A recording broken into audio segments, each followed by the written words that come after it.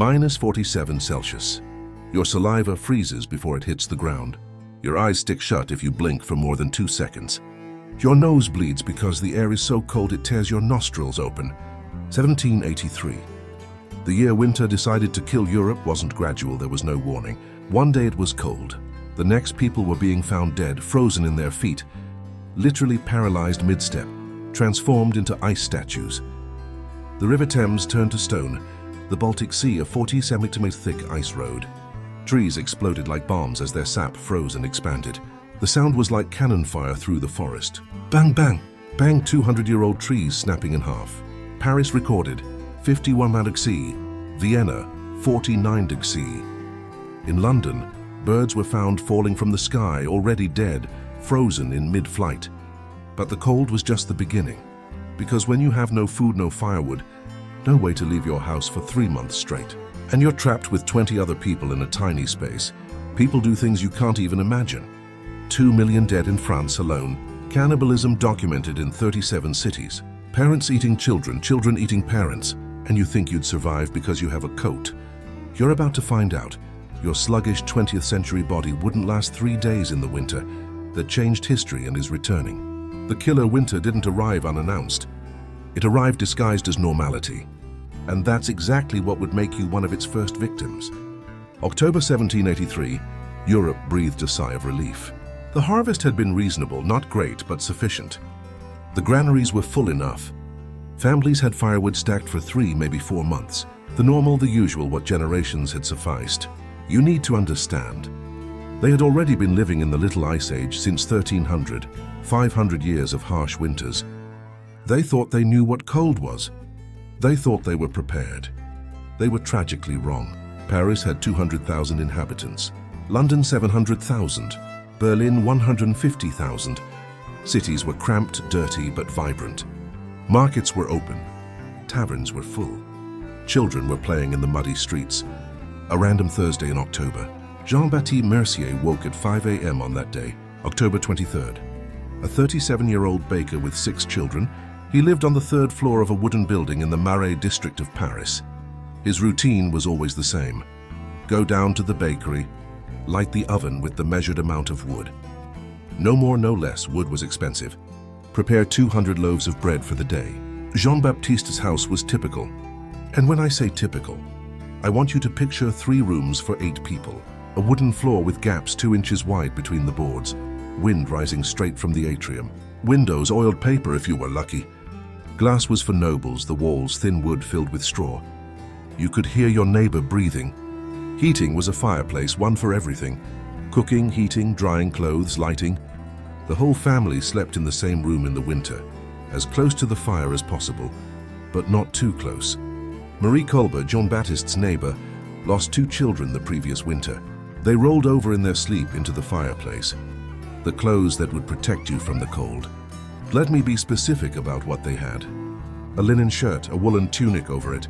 If you had money, a thick woolen coat, woolen pants, woolen socks. 1 pair, 2 if you were rich, leather shoes, thin soles full of patched holes, a felt hat, gloves, luxury, a scarf, maybe an old rag. Now compare that to you today. Your synthetic windbreaker, your fleece layers. Your thermal socks, your Gore-Tex, your thermal clothing, your waterproof shoes. You're spoiled. Your body doesn't know what real cold is and it would kill you. Food storage for the winter was calculated with life or death precision. Each family had 200 kilo of grain, 50 kilo of potatoes. This was a recent development, and many still didn't trust it. 20 kilo of salted meat, 10 kilo of pork fat, pickled cabbage, onions, turnips. It's enough for 3.5 months, not a single day more. But here's the crucial detail you wouldn't understand. They couldn't simply buy more if they ran out. There were no supermarkets, no supplies. If your food ran out in February, you died in February. It was that simple. Water came from community wells. In the winter, they froze. You had to break the ice every morning, carry buckets up 3-4 stories. The water you managed to get had to last all day for drinking, cooking, washing, and bathing. You're kidding. Baths were due in May. Work didn't stop in winter. Jean-Baptiste woke up in the dark, worked in the dark, and returned in the dark. 16 hours a day, 6 days a week. His salary barely covered food and firewood. There were no savings, no reserves. Each day was a battle to get to the next. The streets of Paris in October were still navigable. Ankle-deep mud, but navigable. Horses and carts roamed. The garbage, human waste, food scraps, dead animals hadn't yet frozen. The smell was horrible but bearable. They didn't know that in 2 months they would prefer the smell, because at least it would mean something was still decomposing, that there was still some warmth. The children went to school when they were supposed to. Most of them worked. Pierre, Jean-Baptiste's 8-year-old son, was already helping out in the bakery. He woke at 4, carried firewood, cleaned ashes, and delivered bread. His hands were already calloused like a man's. Their lungs were already sooty, normal, expected, necessary. Medicine to cope with winter, bloodletting to balance moods, herbal teas that did nothing, prayers, amulets. If you got really sick in winter, you died. Pneumonia was a death sentence. The flu killed entire families. An infected cut, amputation with a saw, or death by sep. The rich, only 2% of the population, lived differently.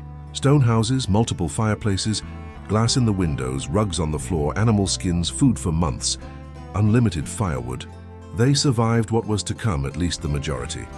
But you, a 20th century person, even with all your knowledge, would be poorer than the poorest of them in terms of actual survival, because you don't know how to make a fire without matches. You don't know how to kill and clean an animal. You don't know how to preserve food without a refrigerator. You don't know how to identify good wood to burn. You don't know how to read the signs of the weather. You don't know anything that matters when civilization freezes. That October, life went on. Weddings were celebrated, babies were born, people made plans for spring. No one noticed that birds were migrating early, that wolves were descending from the mountains, that rats were invading homes in unprecedented numbers. Nature knew, animals always know. But humans, proud of their civilization, ignored the signs. They continued living as if tomorrow were guaranteed. It wasn't.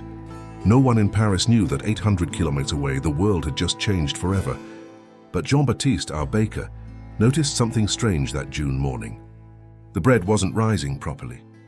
The dough that always worked was dead, as if the air itself had changed. He was right. The air had changed. June 8, 1783, Iceland.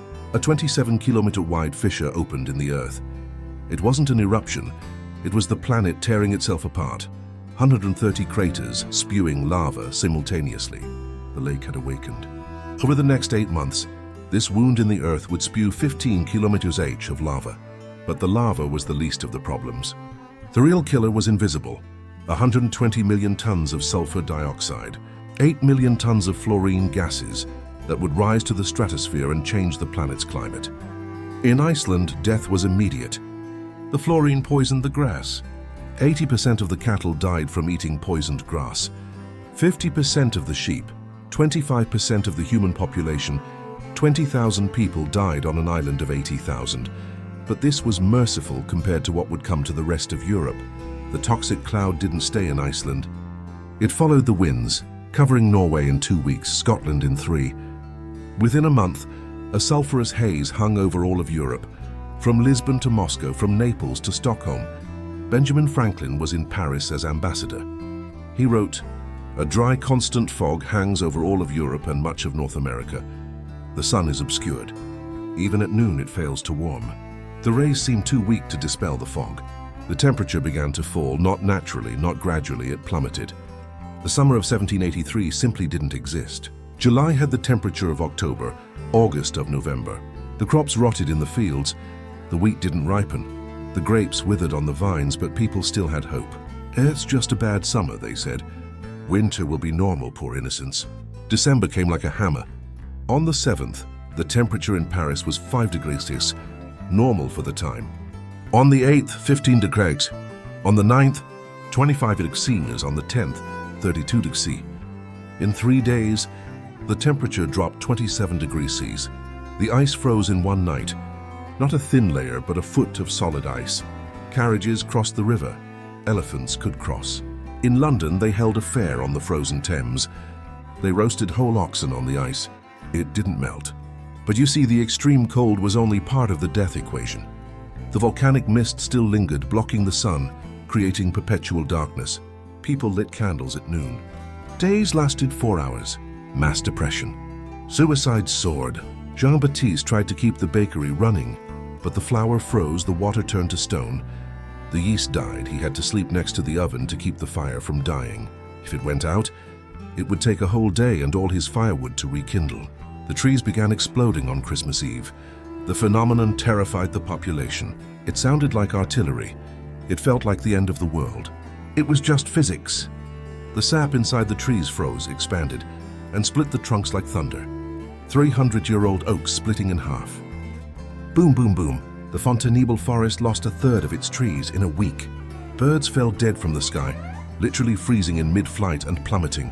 Children collected frozen birds as toys, until they realized they could eat them. Wine froze in the cellars.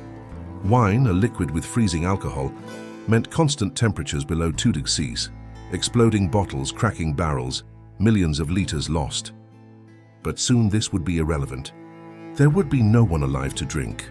Rivers were no longer water, they were ice roads. The Rhine, the Danube, the Volga, all solid. But this created a problem no one anticipated. Watermills stopped. No mills, no flour. No flour, no bread. No bread, immediate famine. Water fountains in cities turned into ice sculptures. Fountains turned into frozen mountains. Wells became tunnels of impenetrable ice. Getting water meant melting snow. But melting snow used up firewood. Firewood you needed to keep from freezing to death. And then came the snow. Not flakes, no storm. A white wall descending from the sky. 42 consecutive days of snow in Paris. 2.5 meters of accumulation. Houses buried, streets impassable. People trapped indoors, literally buried alive. Entire villages disappeared under the snow. Chamouni was isolated for 3 months. When they finally reached it, half the population was dead. The other half had survived in ways they preferred not to discuss. The cattle died en masse, not from the cold. Animals can endure the cold. From hunger. Hay lay under meters of snow. Stables collapsed under the weight. Cows froze on their feet, still trapped in their stalls. When they tried to move the bodies, they broke like ice statues. But the most terrifying thing was the sound, or lack thereof. The snow muffled everything. There were no birds, no insects, no running water, only the occasional crack of exploding trees and the constant howl of the wind. It was as if the world had died and forgotten to stop spinning. The world had died, but people still needed to find your own ways to die. And the winter of 1783 offered a catalogue of options not even the devil could have imagined. Let's start with the most merciful death. Hypothermia. It seems peaceful in the movies. You close your eyes and sleep. That's a lie. Hypothermia is your body self-destructing in slow motion while you watch consciously. First stage, 35 degrees C body temperature. You shiver violently. Your muscles contract 300 times a minute, trying to generate heat. It's exhausting. In an hour of shivering, you burn a whole day's worth of calories, but you have no calories to burn because you haven't eaten in days. Second stage, 33 degrees C, the shivering stops. It feels like relief, doesn't it? It's your body giving up. Your muscles stiffen. You can't speak properly anymore. The words come out jumbled. Your family thinks you're drunk. You try to explain, but it comes out. I'm not drunk, I'm freezing. They laugh. They don't understand that you're dying. Third stage, 30 degrees C. Now the paradox arrives. You feel heat, unbearable heat. Your blood vessels, in a last-ditch effort, dilate all at once. Warm blood rushes to your skin and you sweat. At minus 40 degrees C, you sweat, and you do the most idiotic thing possible. You take off your clothes. They found naked bodies in the snow. They thought they were crazy or victims of crime. No, it was the paradoxical undressing. 20% of hypothermia victims are found naked. Jean-Baptiste found his neighbor, Monsieur Dubois Nuno Cantal, at minus 38 degrees C, was he, smiling, dead for hours, but smiling. Fourth stage, minus 28 degrees C. You enter terminal hiding behavior, like a wounded animal looking for a hole to die in under the bed, inside the closet, behind the firewood. They found bodies in bizarre positions, hidden in impossible places. The dying brain reverts to its most primitive instinct, to hide from the predator. But the predator is the cold and there is nowhere to hide. Death by starvation was the most common and cruelest. It's not just about not having food, is your body cannibalizing itself. First, it consumes all the fat. You lose 2 kilos a week. Then it attacks your muscles. Your legs become sticks. Your arms become twigs, but you're still alive, still conscious, still feeling everything. Your stomach shrinks, a constant ache. a dull, gnawing pain that never stops. You drink water to deceive. The water freezes in your stomach. Now you have internal hypothermia. Congratulations, you're dying twice as fast. Then comes the hallucination. Without glucose, the brain creates its own reality. You see banquets, smell fresh bread. Your dead family dines with you. Marie Duchamp spent 3 days eating with her dead husband. Neighbors found her chewing air, talking to an empty chair. The children were the first to go. Less body mass, fewer reserves. Pierre Jean-Baptiste's son lasted until January. In the end, he weighed 15 kilos at age 8. His eyes were huge in his skeletal face. He died begging for bread. Jean-Baptiste had no bread. He had raw flour mixed with sawdust. Pierre died, thinking her father was denying her food, but some didn't wait for hunger to do its work. Family suicide was common, la mort, the sweet death they called it. The whole family would gather, close doors and windows, put out the fire and let the cold in. They slept in each other's arms, dying together. It was considered merciful, except when it didn't work. The Murot family tried father, mother, and 4 children, but their 6-year-old daughter survived. Very small, she was kept warm between the bodies of her dead parents. 3 days later, neighbors found her trying to wake her frozen mother. She survived. She spent 60 years in the asylum. She never spoke a word. Death by carbon monoxide was ironic. Desperate families sealed every crack to keep heat in. Paper, cloth, wax, anything. They created hermetically sealed chambers. The fire consumed the oxygen. The monoxide accumulated, invisible, odorless, deadly. 20 people slept. 20 people never woke up. The Beaumont family. 11 members found sitting at the dinner table, dead for days. The stew still on the frozen plate. The baby still in its mother's arms, all with rosy cheeks, a classic sign of monoxide poisoning. But there were even worse deaths. Gangrene from freezing. Your fingers first turn white, then blue, then black. The flesh dies, but you remain alive. The smell is unbearable. Flesh rotting on a living body. You saw off your fingers yourself with a kitchen knife, without anesthesia, biting into a piece of leather. Since Petit, a shoemaker, lost all his toes, he remained alive. He lost his feet, he remained alive. He lost his legs up to the knees, he remained alive. It took him 3 months to die, rotting from the bottom up. Conscious until the end, scurvy appeared in January. Without vitamin C for months, bleeding gums, teeth falling out, wounds that wouldn't heal, internal bleeding, children losing all their baby teeth at once, adults spitting out blood and teeth like watermelon seeds. And then there were the deaths of despair, mothers smothering babies to spare suffering, parents abandoning children in the snow, children poisoning sick parents to keep their food. Civilization doesn't disappear all at once. It rots from the inside out, one impossible decision at a time. But nothing, absolutely nothing compared to what began in February when the food truly ran out. And people discovered that human flesh doesn't freeze as quickly as animal flesh. Human flesh doesn't freeze as quickly because it's still warm when cut.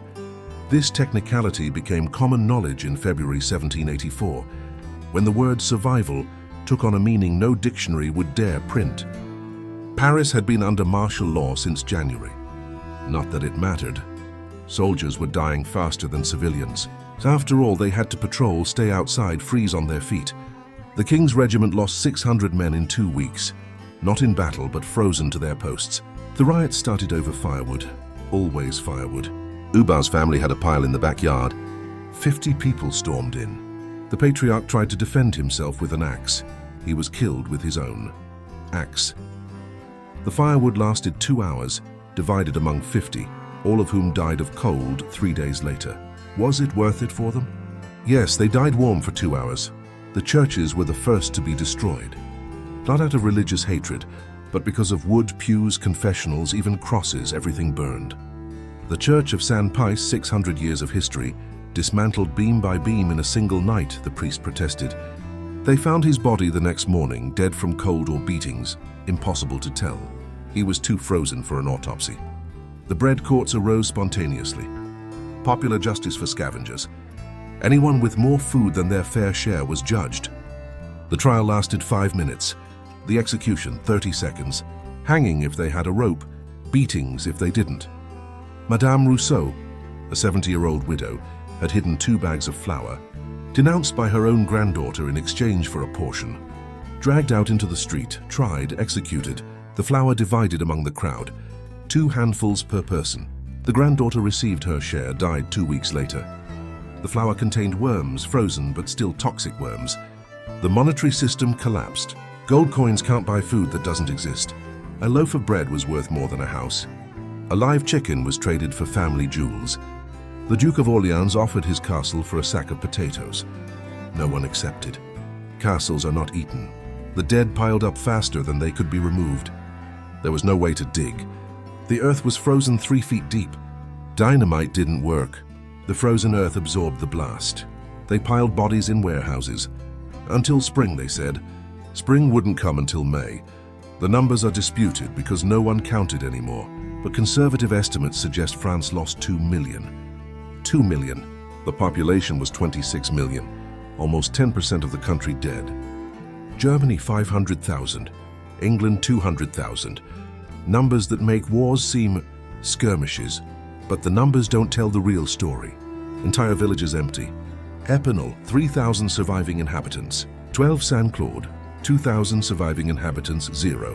An entire town erased. Houses filled with ice statues that were once people. Abandoned children formed gangs. Les enfants de glace, the ice children. They moved in packs, stealing, killing. They were between 5 and 12 years old. They lost their humanity along with their parents. They slept in piles to keep warm. They ate anything. Official records stopped mentioning certain things in February, but personal diaries have survived. Jacques, a merchant in Strasbourg, wrote, "The butcher's shop on Rue Saint-Denis sells hairless meat. Everyone knows what it is, no one asks. 1 kilo feeds a family for 3 days. The black market for specialty meat operated openly. Fingers were worth 3 francs, an arm 20. Internal organs were premium. A fresh liver was 50 francs. Fresh, meaning from someone who had been dead less than a day. After that, it was too frozen to cut without a saw. Families made deals. If I die first, you can eat me, but only after a natural death. But what's natural when you stop feeding grandma? When you leave the baby outside by accident? When the weakest member of the family falls and hits their head? Bavaria documented the worst, the Loterie de la Mort. Families literally drew lots to see who would be sacrificed democratically, civilly. The chosen one was given a day to say goodbye. They were fed the best remaining food, then sedated with frozen alcohol and taken outside. 15 minutes in the cold. Painless death meat for 2 weeks. The army tried to maintain order by distributing soup once a week. Lines of 5,000 people. The soup was hot water with bran, perhaps a bone boiled for the 10th time. People died in line, waiting. Others waited for them to die so they could take their place in line. Hospitals became morgues. There was no medicine, no dead or escaped doctors, just rooms full of dying people piled up waiting. If the Hotel Dieu, Paris's main hospital, had 3,000 patients, no treatment, just a warm place to die. Heated, meaning 5 degrees above zero. The prisons were abandoned. Dead guards, dead prisoners in their cells. AB had 80 prisoners in December, in March 0. They didn't escape. They became ice mummies behind bars. Criminals or innocents, the cold didn't discriminate. The nobility fled. Those who could went south. Spain and Italy, anywhere above 0 degrees. They left empty palaces that were immediately invaded, looted, dismantled for firewood. Versailles lost a third of its woodwork. The palace survived. The gardens, the statues, the art destroyed by desperate people searching for anything that would burn. And then, just when they thought it couldn't get any worse, Marsus arrived with a new surprise. The plague. Bodies partially thawing, surviving rats feeding, diseases spreading, cholera, typhus, and dysentery. As if the cold weren't enough, now they had to survive epidemics. Civilization didn't fall. It froze, rotted, and was eaten away piece by piece, decision by decision, until what remained no longer deserved the name civilization. It was survival, pure, simple, monstrous survival. Monstrous survival had its rules. Rules they learned by dying. Rules that you, with all your 20th century knowledge, wouldn't even know existed. And that's exactly why you'd be one of the first corpses piled up in those frozen warehouses. Let's be brutally specific about your modern body. You have on average 18% body fat if you're a man, 25% if you're a woman. It seems like a lot, it's pathetic. A peasant, 1783, had between 5 and 8%, but it was a different kind of fat. Brown fat, fat that burns to generate heat. Your fat is white, decorative, useless against extreme cold. Your metabolism is calibrated for a constant 20 degrees Celsius. Air conditioning in the summer, heating in the winter. Your body never learned to generate real heat. Their body began producing extra heat in September, preparing for winter. Adapted mitochondria, a turbocharged thyroid. You at 2 degrees C burn 3,000 calories just to maintain temperature. They burned 100, but you don't have 3,000 calories to burn. Your modern stomach holds 700 millimeters. Theirs, AL, expanded with huge meals when food was available, contracted when food was scarce. You eat 5 times a day, small portions. They ate everything they could get their hands on once. Your body would go into shock with one of their meals. Your stomach would tear. Speaking of food, do you know what's edible? No, you don't. You know what the supermarket sells. They knew that homo tree bark, it's nutritious. That dandelion root has calories. That boiled leather turns into edible gelatin. That chewed bones release marrow. You'd starve to death looking at food you don't recognize as food. Your immune system is a joke. You take antibiotics for colds. They survived smallpox, typhus, tuberculosis. The weak died as children. Those who reached adulthood were biologically superior. Natural selection in real time. You are a product of modern medicine, keeping alive those whom nature would eliminate. Cruel. Yes, true. Absolutely. Now let's simulate your death day by day. You wake up in Paris, December 1783. Temperature 32 degrees Celsius. You're in Jean-Baptiste's house because this simulation needs to be realistic. You wouldn't have your own home. You'd be a refugee, a beggar, an intruder. The first day you wake up shivering, unable to stop, expending energy you don't have and asking for food. Jean-Baptiste laughs at food. In December you eat your portion, 50 grams of stale, moldy bread. You try to save half. Fatal error. While you sleep, rats eat your food supply. Now you have zero food and an infected rat bite. You try to drink water. It's frozen. You put ice in your mouth to melt it. Error number 2. Ice at 2 degrees C burns your tongue, the roof of your mouth, your throat. Blisters form. You won't be able to eat solids for a week. If it lasted a week, day 2. The rat bite is infected, normal for them. The immune system fights it. Fatal for you. No antibiotics. Fever starts in 30 degrees C. Fever is a death sentence. You sweat. Sweat freezes. Accelerated hypothermia. You take off your wet clothes. Error 3. Never take off wet clothes in the cold. Wet clothes still insulate. Bare skin freezes in seconds. You try to warm yourself near the fire. Too close, 3rd degree burn, charred skin, but you can't feel it. Frozen nerves. You only notice when the smell of burning flesh hits you.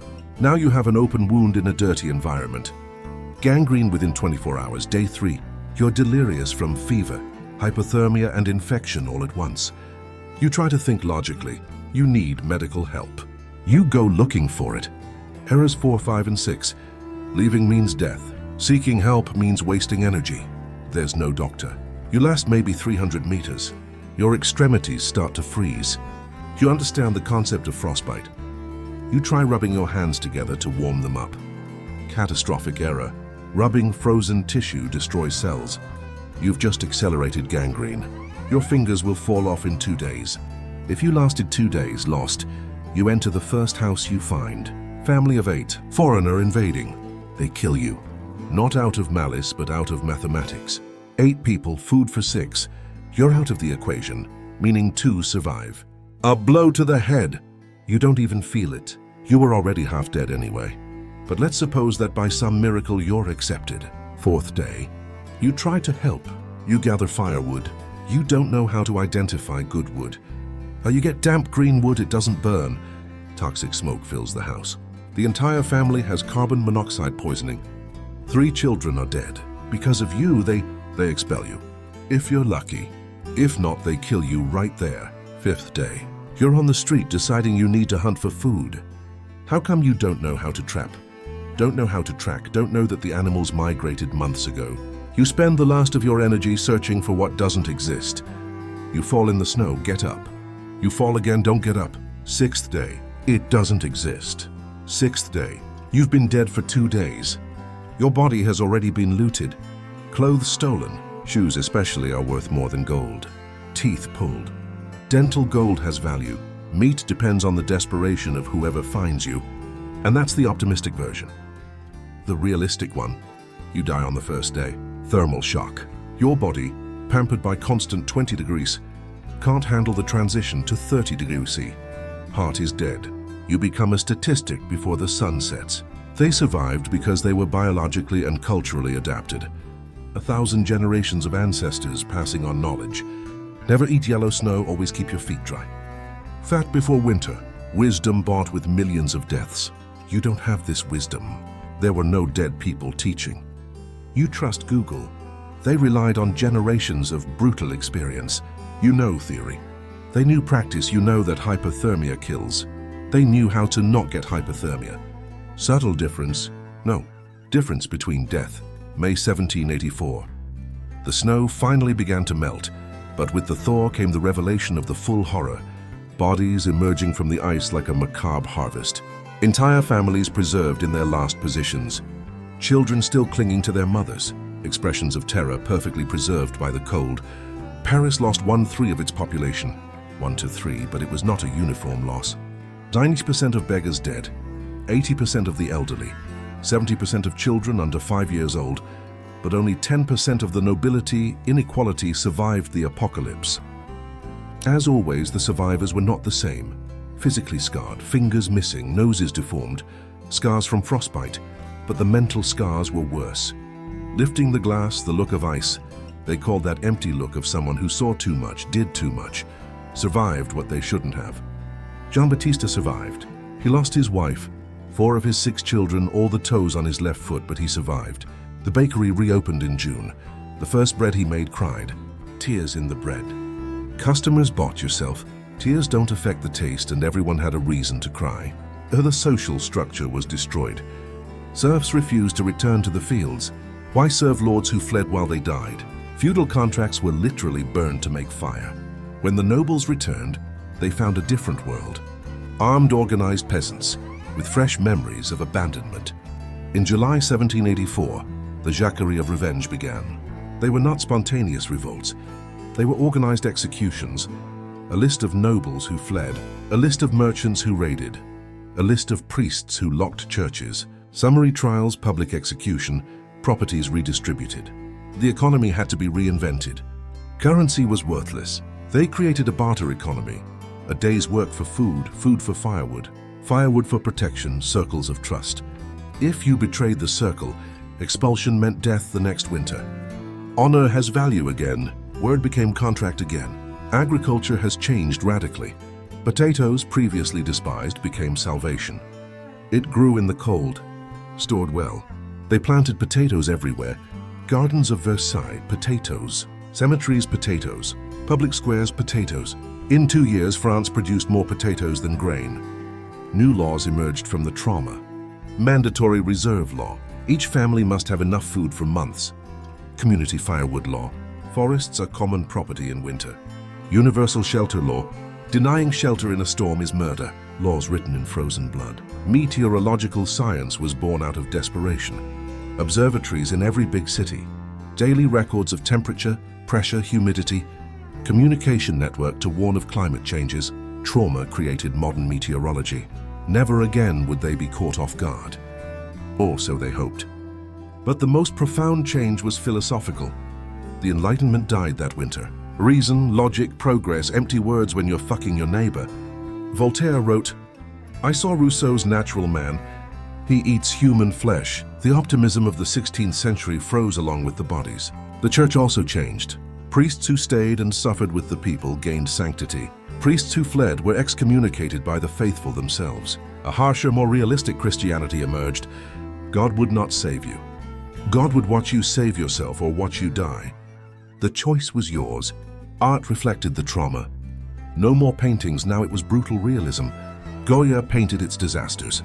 The French Revolution was born 5 years later by exploring the human darkness revealed by the guillotine. Marie Antoinette said, "Eat brioche" for survivors of cannibalism.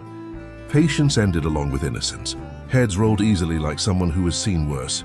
Napoleon conquered Europe with soldiers forged in winter.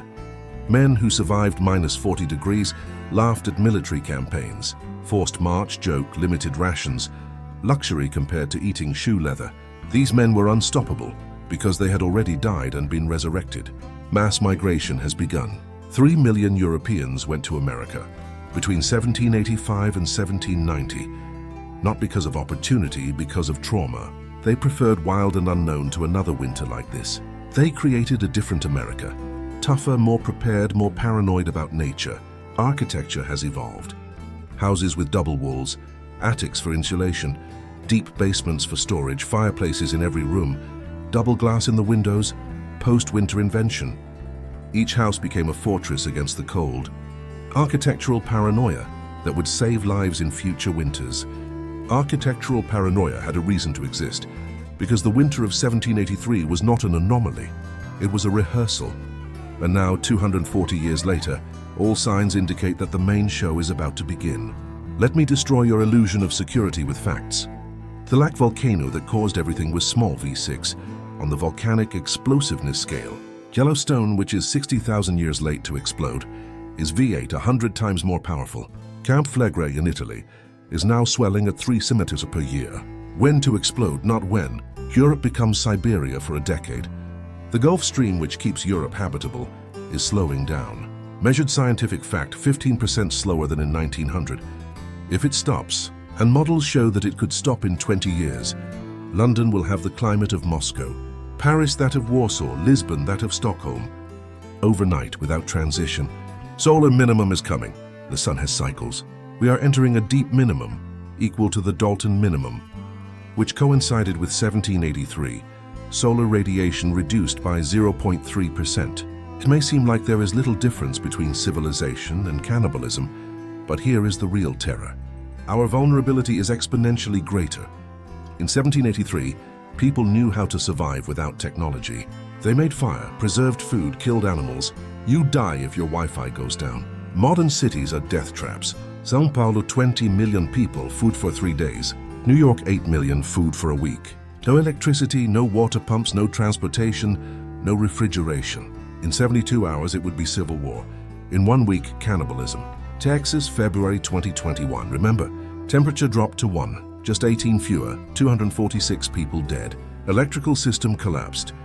Water froze. 4 million without power. And that was just a touch, a fondness compared to 1783. The global supply chain is a joke awaiting collapse. Just in time means out of stock. A ship stuck in the Suez stopped the world for a week. Imagine 3 months of frozen ports, 6 months without imports, 9 months without agriculture. Hunger not in millions, in billions. Modern farms are even more vulnerable. Monoculture, dependent on fertilizers, electric irrigation, GPS to plant. A farm from the 1700s produced 10 different crops. If one failed, 9 survived. Modern farm, a culture. Failed, hunger. Hand the icing on the apocalyptic cake. Nuclear weapons. When collapse comes, and will come, desperate countries will push buttons. Nuclear winter over volcanic winter over solar minimum. Global temperature would drop by 20 C, not for 1 winter, for a decade. Humanity, perhaps 100 million, survive out of 8 billion. The signs are all there. Extreme winters alternating with scorching summers. Erratic jet stream. That river of air that controls the weather is drunk. Polar vortex escaping. Arctic air coming down where it shouldn't. Melting glaciers paradoxically means worse winters. Fresh water in the North Atlantic breaks the thermohaline current. Extreme weather events have increased by 400% in 20 years. It's not gradual climate change, it's accelerated climate collapse. The models were wrong, not out of exaggeration, out of optimism. It's happening 3 times faster than predicted. The elite know. Why are billionaires building bunkers? Why does Norway have a seed vault in the Arctic? Why do the military train for continuity of government in a catastrophic climate event? They know what's coming. They're getting ready. You are when it happens, and the models converge to 2030 to 2050. It will be worse than 1783, much worse, because we are more, because we are weaker, because we are totally dependent on systems that will fail on day 1. 2030, 5 years, maybe 10, if we are unlucky. That's all the time you have to prepare for the winter that will wipe out civilization as we know it. And no, it's not a conspiracy theory. It's a convergence of data that scientists are afraid to publish. Do you have 72 hours of food at home? No, so you are part of the first 50 million dead in Brazil when it happens. Simple math, cities stop, trucks stop, supermarkets empty in 6 hours, looting in 12, civil war in 72. But the government will help. The government that can't fill the hole, that caused a lack of oxygen in Manaus. This government will save you from 40 trailer and mass hunger. You're the comedian here. Europe without Russian gas showed the preview.